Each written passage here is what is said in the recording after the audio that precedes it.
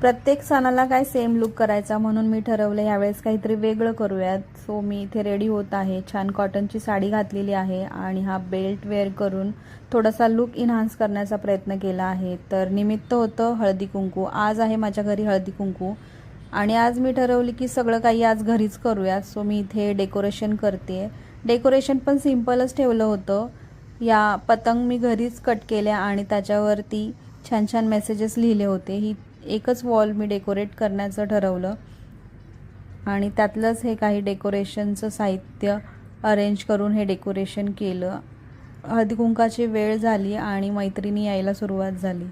तर इथे माझ्या एकासुद्धा मैत्रिणीने साडी घातली नव्हती, पण जाऊ देत, त्या तरी काय करणार बिचाऱ्या, ऑफिसवरून दमून भागून आल्या होत्या.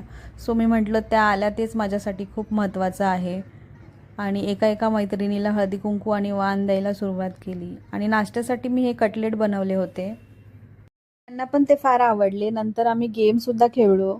मी काही कलर्सच्या चिठ्ठ्या बनवल्या होत्या. जी चिठ्ठी उचलेल तिचा ड्रेसचा कलर आणि चिठ्ठीतला कलर जर मॅच झाला तर तिला तो लकी ड्रॉ मिळणार होता. असा हा एकंदरीत गेम होता आणि मी एक छोटंसं गिफ्टसुद्धा अरेंज केलं होतं त्यांना देण्यासाठी, जिला हा लकी ड्रॉ लागेल तिला.